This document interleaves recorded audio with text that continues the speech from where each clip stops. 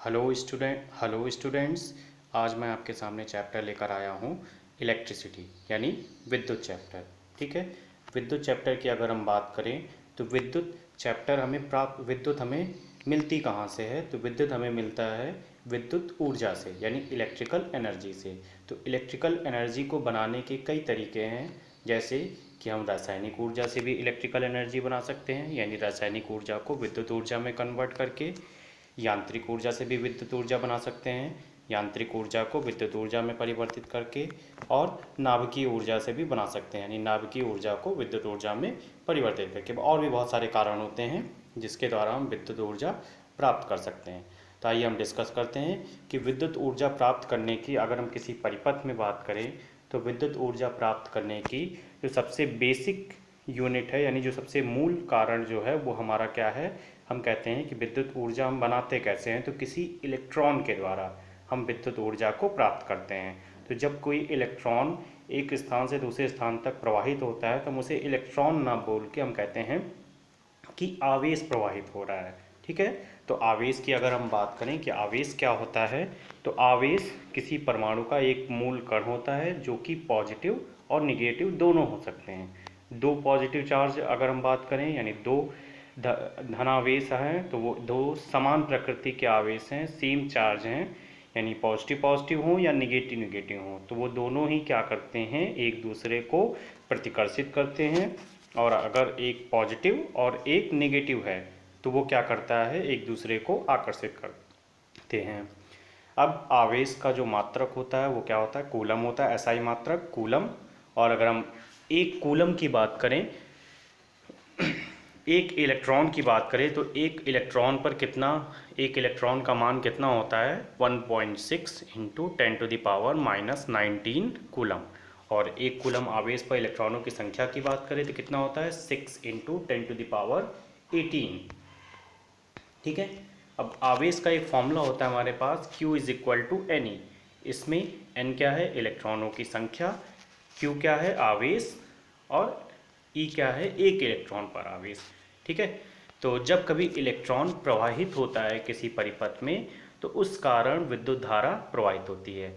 अब विद्युत धारा की डेफिनेशंस की हम बात कर लें तो विद्युत धारा का जो हमारे पास फॉर्मूला लिखा हुआ है वो लिखा हुआ है I is equal to Q upon T. ठीक है। तो इसमें हम अगर t को 1 करते हैं तो t को 1 करने को हम बोलते हैं एकांक समय, यानी एकांक समय में किसी परिपथ में प्रवाहित आवेश की मात्रा को विद्युत धारा कहते हैं। और विद्युत धारा एक अदिश राशि है और इसका मात्रक एम्पियर होता है। ठीक है। ठीक है। कुछ और मात्रक इसके दिए हुए हैं, जैसे कि मिली एम्पियर और माइक्रो एम्पियर।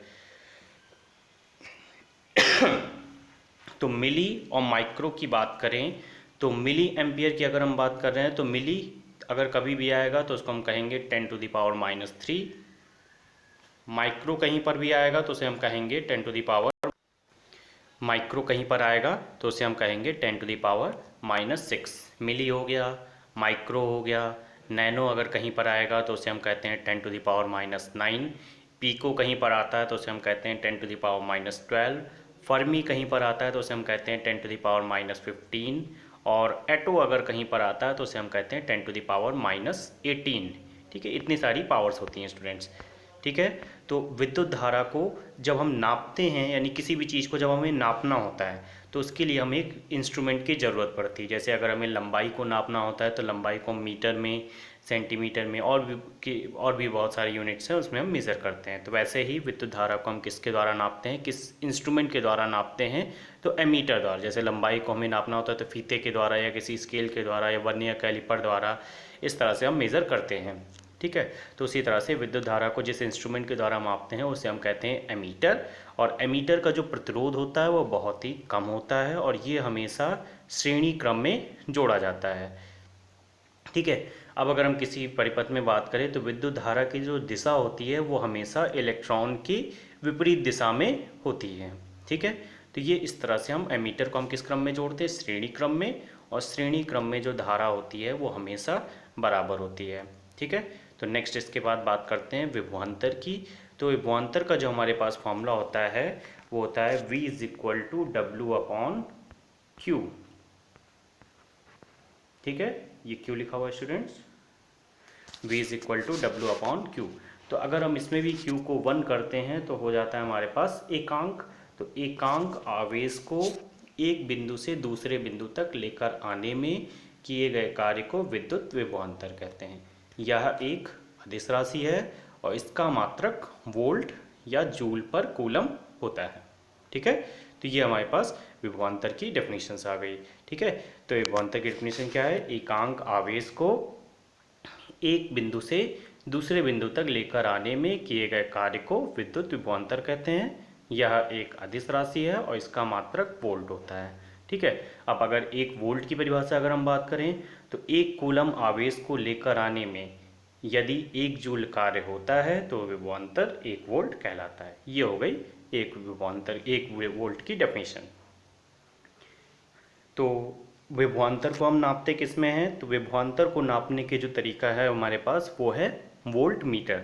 ठीक है, वोल्ट मीटर से भी नापते हैं और एक डिवाइस और भी आती है विभव मापी, उसकी सहायता से भी हम नापते हैं। फिलहाल अभी हमें यहाँ पे वोल्ट मीटर के बारे में जानना है कि वोल्ट मीटर का जो प्रतिरोध होता है वो बहुत ही ज़्यादा होता है। अब किसी भी चीज़ का जब प्रतिरोध बहुत ज़्यादा होता है तो हम क्या करते हैं, उसको श्रेणी क्रम में ना लगा के समांतर क्रम में लगाते हैं।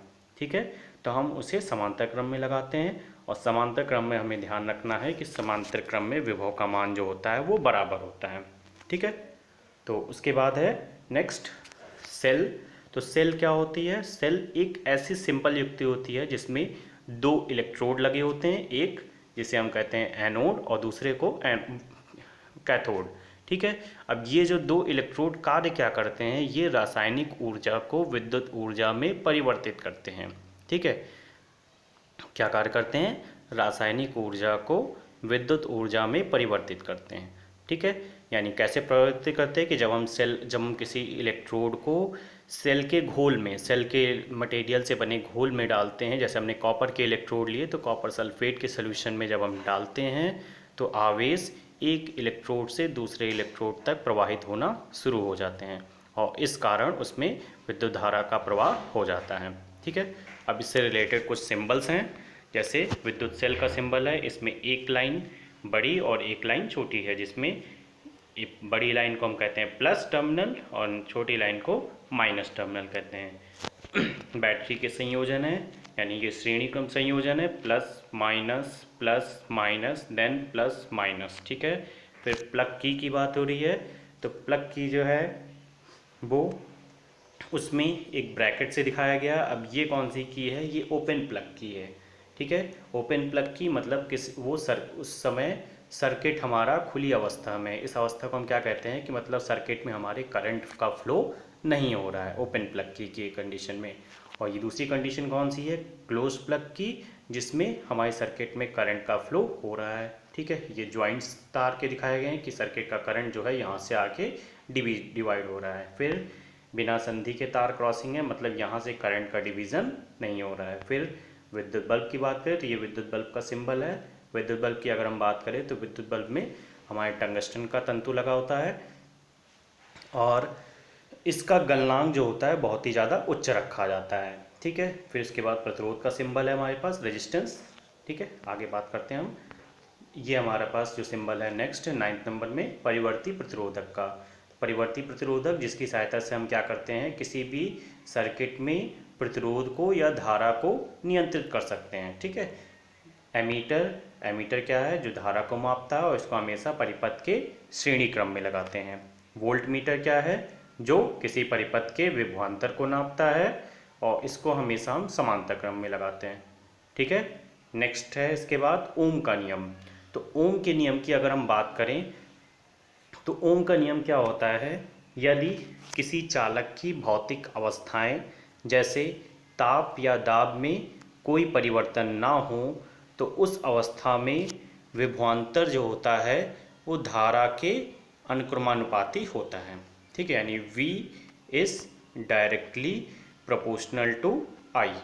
ठीक है, यानी क्या होता है, यदि किसी परिपथ में ताप तथा दाब में कोई परिवर्तन ना हो तो उस चालक के सिरों पर लगाया गया विभवांतर धारा के अनुक्रमानुपाती होता है, यानी V is directly proportional to I।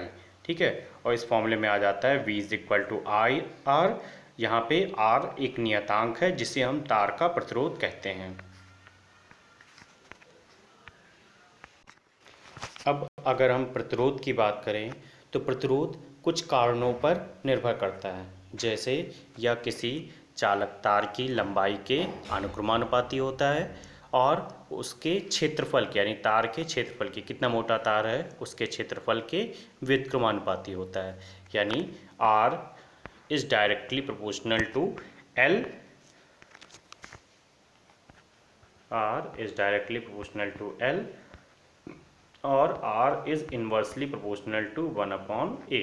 यानी अगर हम किसी तार की लंबाई बढ़ाएंगे तो लंबाई बढ़ाने से उसका प्रतिरोध बढ़ जाएगा, और अगर हम उसका क्षेत्रफल बढ़ाएंगे तो प्रतिरोध का मान घट जाएगा।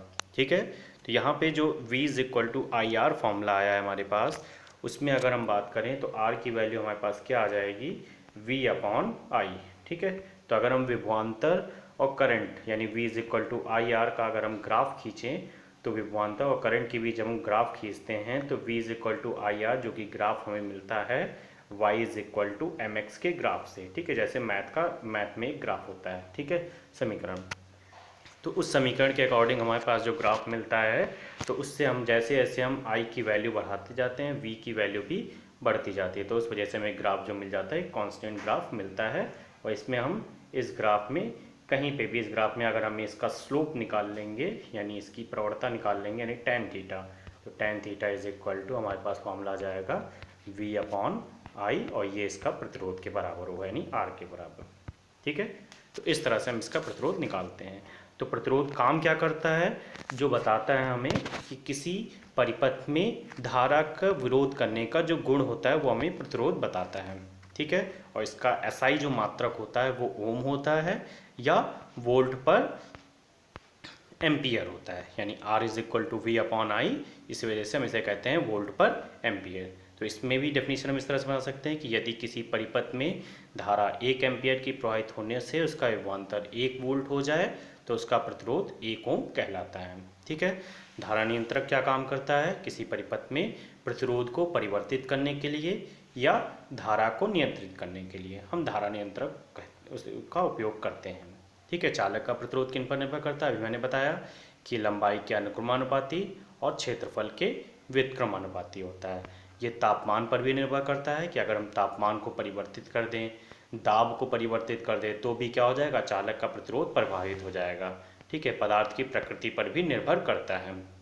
ठीक है, अब इसमें एक बात आती है विद्युत प्रतिरोधकता को, जो हमें यह बताता है कि उस पदार्थ द्वारा विद्युत धारा के प्रवाह का विरोध करने की क्षमता का हमें पता चलता है। यानी किसी विद्युत प्रतिरोधकता से हमें क्या पता चलता है कि किसी परिपथ में विद्युत धारा के प्रवाह का विरोध करने की क्षमता में कितना गुण है उपस्थित है। ठीक है, अब विद्युत प्रतिरोधकता का जो मात्रक होता है वो ओम मीटर होता है। ठीक है, और ये ना तो लंबाई पर निर्भर करता है और ना ही क्षेत्रफल पर निर्भर करता है। किसी धातुओं की अगर धातुओं और मिश्र धातुओं की प्रतिरोधकता की हम बात करें तो वो 10⁻⁻8 से 10⁻⁻6 ओम मीटर होती है, और मिश्र धातुओं की प्रतिरोधकता जो होती है वो उनकी धातुओं की प्रतिरोधकता से अधिक होती है। ठीक है, तो इसके बाद बात करते हैं प्रतिरोधों का संयोजन। तो प्रतिरोधों का संयोजन जो होता है वो 2 तरीक़ों से होता है, एक होता है श्रेणी क्रम संयोजन और दूसरा समांतर क्रम संयोजन। तो श्रेणी क्रम संयोजन की अगर हम बात करें तो यहाँ पे 3 प्रतिरोध हैं जिनको श्रेणी क्रम में जोड़ा गया है, और इन तीनों प्रतिरोधों को एक अमीटर से और वोल्टमीटर से जोड़ा गया है, उसके साथ एक बैटरी से कनेक्ट किया गया, बैटरी से और की से कनेक्ट किया गया है। ठीक है, तो अमीटर को परिपथ के श्रेणी क्रम में और वोल्टमीटर को परिपथ के समांतर क्रम में हम जोड़ते हैं। तो जैसे हम की को क्लोज करते हैं परिपथ में धारा प्रवाहित होना स्टार्ट हो जाती है।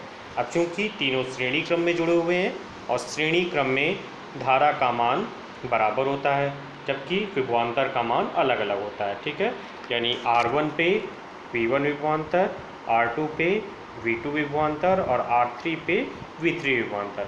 अब यहाँ पे हमने देखा कि ये V वोल्ट का विभवांतर हमने लगाया था, ये 3 हिस्सों में बढ़ गया, V1, V2 और V3 में। तो इस वजह से हम इसको लिखते हैं V is equal to V1 plus V2 plus V3। अब हम जानते हैं ओम का नियम हमारा क्या कहता है कि V is equal to IR, ठीक है। तो इस वजह से हमने क्या रखा, V is equal to IR, V1 की जगह V की जगह, इस फॉर्मूले में V की जगह IR, V1 की जगह IR1, IR2 प्लस IR3। तो तीनों से जब I कॉमन लेके कैंसिल हो गया तो R का फॉर्मूला हमारे पास आ गया R1 plus R2 plus R3, ठीक है। ये हमारे पास एक फॉर्मूला हमें मिलकर आया, ठीक है। नेक्स्ट आते हैं इसके बाद समांतर क्रम संयोजन की ओर, ठीक है। समांतर क्रम संयोजन में हमने 3 प्रतिरोध लिए, इसमें भी 3 प्रतिरोध लिए हैं और तीनों को हमने समांतर क्रम में यानी एक के ऊपर एक करके जोड़ा है, ठीक है। और इसके समांतर में हमने वोल्ट मीटर को लगाया है और एक बैटरी से कनेक्ट करके की और एक अमीटर को जोड़ा है। तो जब हम इसमें बैटरी से की को क्लोज करते हैं तो बैटरी से धारा निकलना चालू होती है, ये धारा I निकलती है और 3 हिस्सों में बढ़ जाती है। तो इसको हमने मान लिया I1, I2 और I3, 3 हिस्सों में ये बढ़ गई, ठीक है। I1, I2 और I3 3 हिस्सों में ये धारा जब बढ़ जाती है और I3 में, तो यहाँ पे हमने क्या देखा कि I जो है वो 3 हिस्सों में डिवाइड हो गए। तो इस वजह से हम इसको लिखते हैं I is equal to I1 plus I2 plus I3। फिर से ओम का नियम क्या कहता है, V is equal to IR। तो इससे अगर I की वैल्यू अगर हम देखें तो फॉर्मूला हमें क्या मिलता है, V अपॉन R, ठीक है। तो हमने हर जगह रखा I की जगह V अपॉन R, I1 की जगह V अपॉन R1, I2 की जगह V अपॉन R2 और I3 की जगह V अपॉन R3। यहाँ पे V को इक्वल इस वजह से रखा है क्योंकि समांतर क्रम में विभव का मान बराबर होता है और श्रेणी क्रम में क्या बराबर होता है, धारा का मान बराबर होता है। ये सभी जब V का मान कैंसिल हो जाएगा तो यहाँ से हमें फॉर्मूला मिल जाएगा 1 upon R is equal to 1 upon R1 plus 1 upon R2 plus 1 upon R3, ठीक है। ये हमारे पास श्रेणी क्रम और समांतर क्रम संयोजन हमें मिला। तो दोनों से हमें रिजल्ट क्या मिलता है कि श्रेणी क्रम में जब हम प्रतिरोधों को जोड़ते हैं तो उसका मान अधिक हो जाता है, जबकि समांतर क्रम में जोड़ने पर R का मान घट जाता है, ठीक है। तो ये इसके कुछ लाभ हैं कि जब हम श्रेणी क्रम में कुछ सर्किट को जोड़ते हैं तो कभी भी एक सर्किट भी अगर ख़राब हो जाता है या टूट जाता है तो उससे बाकी के से सर्किट जो जुड़े हुए होते हैं वो काम नहीं करते, ठीक है। और जबकि समांतर क्रम में ऐसा नहीं होता, समांतर क्रम में अगर एक सर्किट टूटेगा भी तब भी बाकी के सर्किट हमारे चलते रहते हैं, ठीक है। और समांतर क्रम में हमारा प्रतिरोध भी कम होता है जबकि श्रेणी क्रम में प्रतिरोध ज़्यादा होता है, ठीक है। तो उसके बाद है विद्युत धारा का तापीय प्रभाव, ठीक है। तो विद्युत धारा का तापीय प्रभाव में क्या बताता है कि जब हमारे रूप से ऊष्मा जो है, जब पूरी ऊष्मा यानी किसी परिपथ की जो ऊष्मा, परिपथ में जो ऊर्जा है अगर ऊष्मा के रूप में क्षय हो रही है तो इसे हम विद्युत धारा का तापीय प्रभाव कहते हैं। यदि किसी विद्युत परिपथ की जो ऊर्जा है वो पूरी तरह से ऊष्मा के रूप में क्षय हो जाए तो उसे हम कहते हैं विद्युत धारा का तापीय प्रभाव। और ऊर्जा बराबर क्या होता है, शक्ति गुणे समय, ठीक है, यानी H is equal to P into T, ठीक है। तो विद्युत शक्ति P का फॉर्मूला क्या होता है, VI/T, V का फॉर्मूला IR से, तो यहाँ से हमने रख दिया H is equal to I square RT। ये हमारे पास फॉर्मूले आ गए। तो उत्पन्न ऊष्मा कितनी हो गई, I स्क्वायर RT, और क्या है VIT, ठीक है। तो P इंटू टी, तो शक्ति के अनुक्रमानुपाती हो गया, धारा के स्क्वायर के अनुक्रमानुपाती हो गया, प्रतिरोध के समानुपाती हो गया। ये सारी चीज़ों के बाद इसमें प्रभाव पड़ गया, ठीक है। तो विद्युत बल्ब की अगर हम बात करें तो विद्युत बल्ब के साथ स्टार्टिंग में बताया भी था मैंने आपको कि विद्युत बल्ब का जो तंतु होता है वो कैसा होता है, टंगस्टन का बना होता है। इसका गलनांक बहुत ही उच्च का आता है। इसके अंदर जो गैस भरी हुई होती है वो नाइट्रोजन या आर्गन गैस भरी होती है, जिससे उसमें अक्रिय गैस इसलिए भरी जाती है ताकि बल्ब के अंदर किसी प्रकार की कोई क्रिया ना हो सके और हमारा बल्ब आसानी से अधिक प्रकाश उत्पन्न कर सके, ठीक है। विद्युत शक्ति की बात कर लेते हैं। तो विद्युत शक्ति का फॉर्मूला जो होता है P इज इक्वल टू, अगर हम बात करें P is equal to VI, और एक फॉर्मूला और हमारे पास होता है P is equal to W upon T, ये भी फॉर्मूला होता है। तो P is equal to W upon T अगर हम कहें तो T को जब हम 1 करते हैं तो किसी विद्युत परिपथ द्वारा एकांक समय में किए गए कार्य को या उपयोग की गई ऊर्जा को, एकांक समय में किसी विद्युत परिपथ द्वारा उपयोग की गई ऊर्जा को विद्युत शक्ति कहते हैं। यह और एक अदिश राशि है और इसका मात्रक वाट होता है। ठीक है, वाट या जूल प्रति सेकंड होता है। और भी कई फॉर्मूले हैं इसके, P = VI, P = I²R और P = V²/R। ऊर्जा के और भी अन्य मात्रक होते हैं जैसे कि किलोवाट घंटा और जूल। ठीक है, और 1 किलोवाट घंटा जो बराबर होता है वो 3.6 × 10⁶ जूल के बराबर होता है। ये कैसे होता है इसका वीडियो आप मेरे प्लेलिस्ट में जाकर देख सकते हैं। ठीक है, तो आगे बात करते हैं कुछ क्वेश्चंस की। जैसे अति लघु उत्तरीय क्वेश्चन है कि विद्युत धारा, इन सब के एसआई मात्रक क्या है। तो विद्युत धारा का मात्रक क्या होता है एसआई, एम्पियर, विभवांतर का, वोल्ट, प्रतिरोध का, ओम, और विद्युत ऊर्जा का मात्रक होता है जूल। ठीक है, नेक्स्ट क्वेश्चन की बात करते हैं। तो प्रतिरोधकता को परिभाषित करो। तो प्रतिरोधकता की हम बात करें तो प्रतिरोधकता हमें यह बताती है कि उस पदार्थ द्वारा विद्युत धारा के प्रवाह का विरोध करने की क्षमता हमें बताती है। यानी विद्युत प्रतिरोधकता से तात्पर्य यह है कि उस पदार्थ द्वारा विद्युत धारा के प्रवाह का विरोध करने की क्षमता का हमें पता चले। धारा को मापने वाला यंत्र कौन सा है, तो अमीटर है। बल्ब के फिलामेंट के तत्व का नाम क्या है, तो बल्ब का फिलामेंट टंगस्टन का बना होता है। प्रतिरोधों के संयोजन के प्रकार श्रेणी क्रम और समांतर क्रम। ठीक है, वोल्ट मीटर व अमीटर परिपथ में कैसे जोड़े जाते हैं, तो वोल्ट मीटर जोड़ा जाता है समांतर क्रम में और अमीटर जोड़ा जाता है श्रेणी क्रम में। ठीक है, बल्ब का तंतु उच्च गलनांक वाला क्यों लिया जाता है, क्योंकि जब बल्ब जब जलता है तो वो जलने से अधिक ऊष्मा उत्पन्न करता है और इस वजह से उसका हम प्रतिरोध जो है तंतु जो है उच्च गलनांक का लेते हैं। तो फ्यूज की तार विद्युत उपकरणों को कैसे बचाती है, तो फ्यूज में जब कभी धारा अधिक प्रवाहित हो जाती है तो वहाँ से उसका तार यानी सर्किट जो है टूट जाता है और हमारे यानी जब कभी परिपथ में करंट की वैल्यू हाई हो जाती है तो वहाँ से सर्किट टूट जाता है, हमारे घरों की लाइट पूरी चली जाती है। इस तरह से वो फ्यूज हमारे घर के परिपथ को बचाता है। 1 किलोवाट घंटा में कितने जूल होते हैं, तो वो होते हैं 3.6 × 10⁶ जूल। P, I तथा V में अगर संबंध बताओ तो इसका फॉर्मूला होता है P = V × I। ठीक है, और अगला है किसी चालक के प्रतिरोध को प्रभावित करने वाले कारक। प्रभावित करने वाले कारकों की अगर हम बात करें तो R is directly proportional to L और R is inversely proportional to 1/A, यानी लंबाई के अनुक्रमानुपाती और क्षेत्रफल के व्युत्क्रमानुपाती। ठीक है, जो इंपॉर्टेंट टर्म्स है हमारे पास। ठीक है, आगे ये हमारा चैप्टर कंप्लीट हुआ। Thank you class and have a nice day.